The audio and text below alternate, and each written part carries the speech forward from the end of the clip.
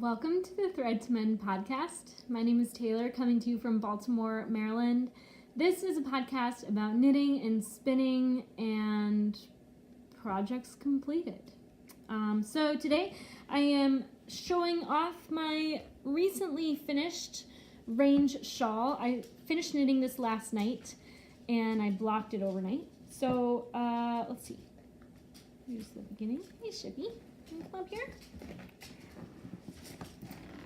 All right, so I started this project off with the Good Karma Farm yarn here, continued through this handspun yarn from Sunshine Daydreams. This is also a farm yarn from the state of Maine. More Good Karma Farm. And then this is another farm yarn from Virginia that I bought at the Wool Workshop yarn store in Roanoke, Virginia. And then it continues through the end in this honeycomb pattern, which I completed correctly up until the last few inches. It's a 4-pattern repeat that I found I wasn't using a row counter, and I could never remember if I was on row 2 or row 4 or row 1 or row 3, and so you can tell that at the last few inches I clearly stopped caring, and I just kind of kept knitting how I wanted to, which is fine because no one probably knows whether that's intentional or not, except you all now that I've told you. So this is my first finished shawl, and I haven't figured out how to wear shawls yet, but I'm gonna do that in time. Before I finish this project completely, I cast on 2 new projects. That's how I like to do it. That lag between projects where I'm not sure what to begin next is not my most favorite, place to be. So before I finished knitting this last night, I cast on 2 new projects I started working on over the weekend. And they are my first pair of gloves. Now these are full-on gloves. I've knit a pair of fingerless gloves, but it's my first pair of gloves. These are the Night Owl pattern from the book, the Big Book of Knitted Mittens, I think is what it's called. And it's a lovely pattern. The row repeats for the sort of feather-like on the inside. It gets really easy. It's really easy to knit from the chart here. So I'm enjoying that. I am using washi tape to kind of keep track of what row I'm on in the chart, which I find easy. I think I'm going to start doing that for written patterns too. You know, like right now I have a brioche shawl on my needles. It's sitting in a slight hibernation. It requires a lot of mental energy to work on. And I can't remember what row I left off on. So if I had just torn off a piece of washi tape and like stuck it at the row, coming back to it later, I would have known exactly where to pick up on. So I'm going to start doing that in the future. I also cast on, oh, you're being so cute. Excuse me. I also cast on a new Telja sweater. Now I've been pronouncing this as Telja for the last several episodes, and I did know better last week, but it just escaped my mind because I just learned to read phonetically, and my working memory is sometimes short, so like internally I pronounce things wrong just to know how to spell them. I think I had so many thoughts pouring out of my brain I forgot to auto-correct myself there last week. But anyway, I am knitting this with Let Lopi yarn. Again, that's the first time I knit this pattern. I did it in the same yarn, and I think that a yoke colorwork sweater really does translate well in a nice rustic outerwear yarn, but that's just a personal opinion. Maybe I will knit another colorwork yoke sweater again in the future with a more high-end non-rustic yarn and have a different opinion then, but I'm knitting this sweater in the body. It's the color Ash. The major contrast color is, I think, called Black Sheep. It's black with a slight bit of white mixed in, or gray. And then I think I'm using oatmeal. I think that's the colorway for the light amount of contrast color. And then the major contrast color in the front pattern, which if you're familiar with this pattern already, you know maybe what I'm talking about. There's several contrast colors you use throughout. For all the small bits, I do plan to use the same oatmeal. And then for the major color, I'm going to add in this yellow kind of mustardy color. It's like a soft play on my favorite kind of green, and also keeping it neutral.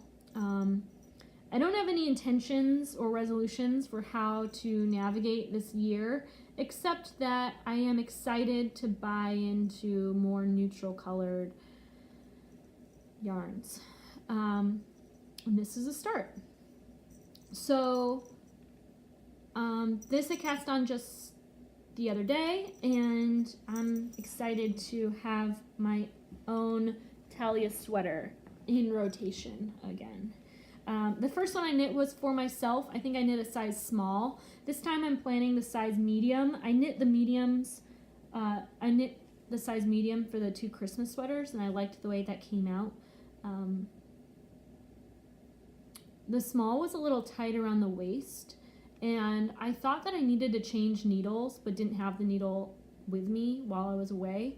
And so I changed my gauge, and I knit a real loose gauge. And so the top of my size small sweater was too big for me personally. It ended up fitting my friend Margie really well, because we have kind of a different body type. But this one I'm going to knit in the size medium. I'm going to knit it in my same regular gauge, which is a little tight, maybe compared to other knitters.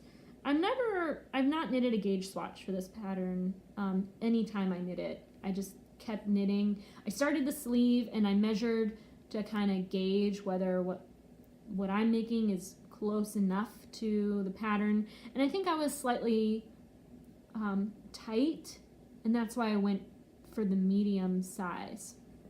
Rather than changing the needle size or my own gauge, I just changed the size pattern, or the size sweater I was going to make. Because when you start on the sleeves, the cast on quantity of stitches was the same regardless of the size sweater. So yeah, that's how I roll. Start on the sleeves, measure my stitch count, determine if I like the thickness of the sweater fabric. I like a tight sweater because I feel like it's gonna hold up well. It'll probably be easy to depill should that be necessary, and I don't know, a tighter stitch is just warmer, right? So those are my 2 works in progress right now, in addition to that brioche shawl I mentioned, which maybe I'll start and finish that this weekend. Who knows? I have no new spinning projects since I last recorded. I do intend to spin up a little bit of fiber just to ply with what I had remaining on my bobbin. The last time I recorded, I spoke about that. That's my only intention for spinning right now. I have a lot of wool prep to do. I have a lot of fiber to comb. So if I have any plans for projects this week, it's to just keep working on what I've started and comb the crap out of some fiber. Those are all my projects right now. I do have another hibernating project I haven't even shown you ever, because it's kind of, the design is up in the air. I'm not following a pattern, but I am knitting a bra, and I'm thinking of creating my own pattern based on a bralette top I own several of. When I worked for American Apparel a long time ago, there were these knit bras that they produced and then ended up discontinuing and gave away to their staff because they were defective in some way. All of mine have holes in them. I'm sure that's why they stopped making them. But I'd like to recreate that project on my own, and hopefully try, well, see, I don't exactly know how to execute it. I think that if I use short rows, I'll be able to make the same shape. I just want to try it out on my own without planning to publish a pattern, but at the same time writing out the pattern so that I can recreate it without guessing. And then if anyone else is interested in it, maybe post that on Ravelry for sale.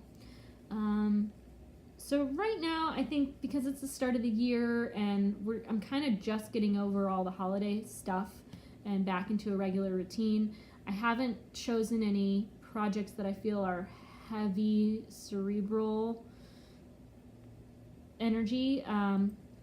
Knitting the same sweater I've knit 3 times already is easy now.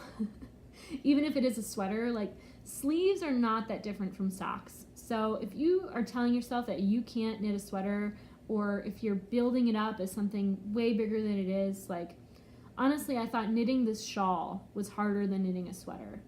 Because let's be honest, when you're knitting in the round, life is easy for the most part. You might have to increase here or decrease there, but other than that, like it's smooth sailing, girlfriend. You can do it.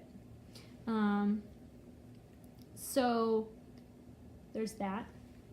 And I do need to knit Shippy a real wool sweater. She does not own a single wool sweater. So if I need to maybe stop putting that off and get to that. It's just that I haven't knit one before, and in my mind that requires a certain amount of cerebral energy to figure out its construction and exactly what the instructions say. And sometimes you get patterns online and they're not well written, and so it's frustrating to work with instructions that you don't understand. And I have a pattern printed, ready to go, but I haven't even looked at it yet. So hopefully that will be my next cast on, if I care at all about kind of upgrading my dog's apparel. I would like to make her a custom harness.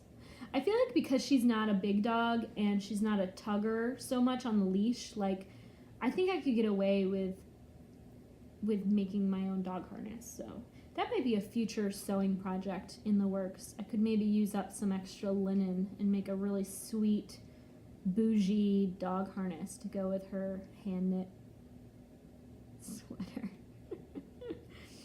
We'll see. That's just an idea. Alright, so I showed you my finished project. This thing blocked out huge. It's like 7 feet long.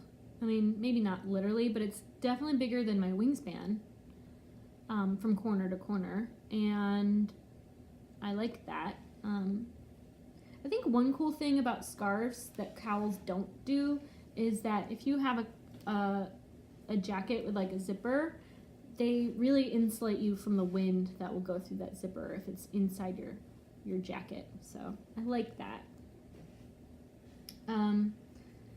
This is the 4th time I'm recording this episode because the first 2 times I just had technical difficulties, and then the last time the camera angle was like really bad, and I'm still working out how to prop up my iPad so that I can look right into the camera. So this episode's going to be short because I have to leave for work now.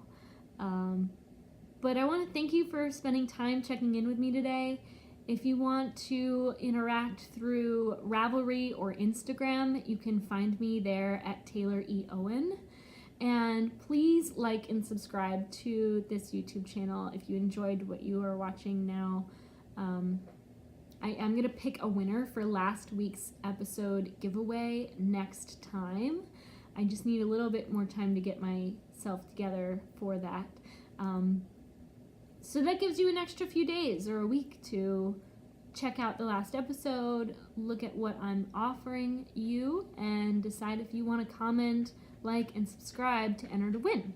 So I'm going to sign off now. I hope you all have a really great day. I'm looking forward to hearing from you or watching your upcoming episodes if you have a podcast on YouTube.